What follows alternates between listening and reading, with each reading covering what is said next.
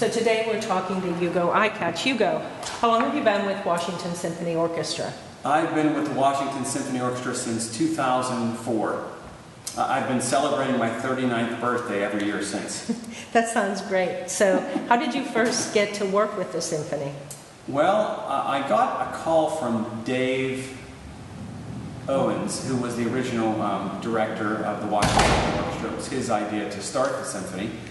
And he needed someone to sing, and I was a Mario Lanza stand-in, if you will. So I sang Drink, Drink, Drink from The Student Prince and with the symphony. That was a lot of fun. And then we got to talking. We had a lot in common. I think we had similar ideas about attracting people and choosing repertoire, and that led to being a guest conductor. And then the year after that, I became the official conductor. Well, that sounds fabulous. Tell me, now that you're the music director and conductor all the time, how do you decide on concert themes? That's probably one of the most fun jobs we have. We have a group of artistic committee members, and this is made up of musicians from the orchestra, the concertmaster, the librarian, and then 4 other musicians. Usually they're musicians. Sometimes it could be an outside person. I get to choose a member, as does the president of the board. And we get together once a month and we brainstorm on musical theme ideas. And once we have 1 or 2 pieces that fit a certain theme, then we just run with it. And it's proven to be a pretty effective way to choose music and to entice audience members to come see us. So when you do select music, how do you actually acquire that? Does the symphony have a library? Do you buy, rent, or how do you acquire the music you play? We do. We have a library and we have a list we can choose from. If we have something that's well suited to the theme that we already own, perfect. That's an easy decision. Other times we will go to other orchestras that we know, we have relationships with, that we can borrow music from them, and as we grow our library, then we're apt to want to join partnerships with us because we can then loan them some of our music. Then we'll purchase music. Quite a bit of what we do is purchased or rented. We prefer to purchase if we can, but quite a bit of the music is rental only. So a good portion of our budget for performing has to be spent on music because you want to have all that at your fingertips, all that wonderful material to follow the theme. Well, it seems like you're thinking longingly about wonderful material. Are there things that you'd like to get that you don't have right now for the symphony? You're asking a child in a candy store if they want anything. Of course, there's so much wonderful material out there. We tend to think towards the theme first and then track down what it is we don't have, as opposed to just grabbing a wonderful piece of music in our mind. However, sometimes we will go that way. Someone says, boy, wouldn't it be wonderful to do X or Y or Z? And then we say, yeah, let's do that. And then we form a theme around that. So for instance, I've always wanted to do the planets, Gustav Holst planets. And we thought, wow, that would be wonderful. That's a pretty big endeavor. And we ended up fitting that with our concert last October, which was Space. Yes, it was the Space concert, and we did a whole program on space music, and the first half was more classical music, Gustav Holst. We did 4 movements from the planets. We didn't do the entire planets, but it gave us enough that whetted our appetites, certainly, and then we did a lot of new things and popular things and mixed it with a little bit of theater, and then we have a themed concert. That was a wonderful concert. Perhaps we can focus the viewers on seeing that video at some time. It was a fabulous one because it added some special effects too. Absolutely.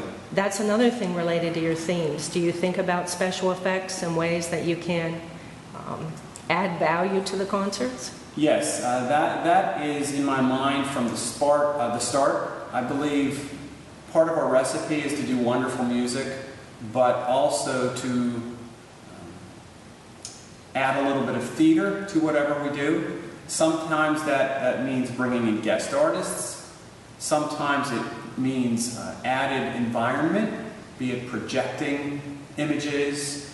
Sometimes it has to do with live performers, dancers, or other singers to add. to what we're doing. So that's always a part of the mix in some way. I'm not sure which comes first, the chicken or the egg, but quite often you'll see that at a May concert, certainly, and a bit of that at the annual holiday concert.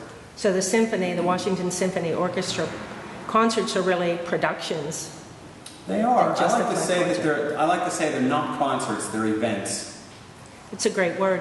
When you were talking about themes, let's circle back to that a little bit. The Washington Symphony Orchestra, when you say orchestra, people think of classical music. So can you talk a little bit about how you mix genres, so to speak, or types of music for your themes? Yes, yes. There will always be what you might consider classical music at our concerts, because an orchestra, you would expect that.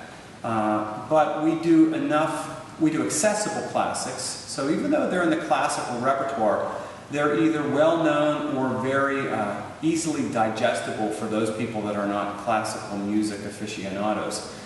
I think so many classical pieces have a life to them that people don't realize or don't give them credit. Sometimes they perform them in a way that there's a certain formality that makes them sterile to my ears. And with the classical pieces, we try to bring them to life as best we can and realize that they were composed by exciting, fun, interesting people, not just old guys in wigs necessarily. So even the classical music we do is very accessible for the most part. Then we add things that would be considered more pops. So we'll do something that is from movie genres or from the radio, popular music even, or something that would certainly cross genres, if you will, that classical, popular niche that some people might find themselves in. Well, it sounds like the symphony and you always offer something for everyone. Well, we try to, and we try not to focus on one idea, one specific composition for too long of a time, because if we have more variety, we have a better chance of striking home or hitting a home run with every person in the audience. If we do 3 pieces and you don't like 2 of them, well then 2/3 of the concert you didn't really like.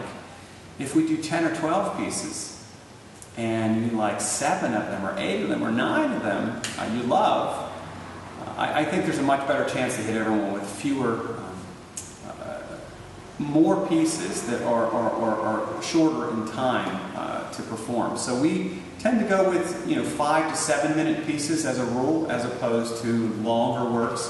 We sometimes do longer works, but we are very conscious of programming it in a way that is that makes for a good flow in the performance and the evening. When you talk about making for a good flow, what are some of the things that the musicians like about the mix of music in the concerts? That's an excellent question. When I say I am trying to please everyone. Maybe that's a fault. You have to give the musicians enough music that challenges them and scratches their artistic itch. If you only did that, you might have programs that were attended by 1/3 the size of audiences that we get. So you have to be very careful. If you program only for the audience, what you think the audience might be, you might have large audiences, but you start to lose musicians, or you lose credibility, or you lose some sort of artistic authority that you might have. So you have to have a balance of choosing music that is artistically sound and has a certain amount of integrity, if you will, and doing what might bring people in to see the concerts. I think, honestly, what the musicians like best about our repertoire is they like to play for audiences. And if you're a musician, you love to play for a packed house. That's so much better than a theater that's sparsely populated here and there. It's not that you don't give your all, you do, but there's a certain magic or a certain electricity when you look out and you see a big audience and they're all there to see the concert, to see you play.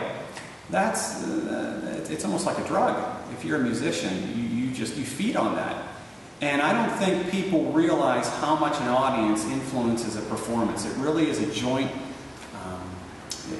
it's a joint performance because the audience has so much to do with the overall personality of that concert. They feed the musicians. We take what they give and give it back. And if they're really on the edge of their seat and they're clapping really hard, you tend to play a little bit harder, a little better, concentrate a little more. You're wanting to give more of yourself. So I think the musicians, more than anything, enjoy playing for really appreciative, large audiences, which we have. So, talking in terms of that, what do you do in your role to try to help make that connection between the audience and the musicians? I see myself as an enabler, a happy instigator. You know, I need to get out of the way when I need to get out of the way. I need to gently nudge when I need to gently nudge. I need to create an environment for the musicians where they want to play their hearts out and they want to have fun. I need to program in a way that, you know, you bring an audience here and then you let it down and then you bring them up to this climax. Choosing music, a program, is crucial, I think, theatrically speaking, for taking an audience from point A to point Z, and you take them on a journey that evening. So by the end of the evening, everything makes perfect sense, and they want to just jump up in their seats afterwards and say, wow, that was fantastic, or in some small way my life was changed. Perhaps that's idealistic, but that's me.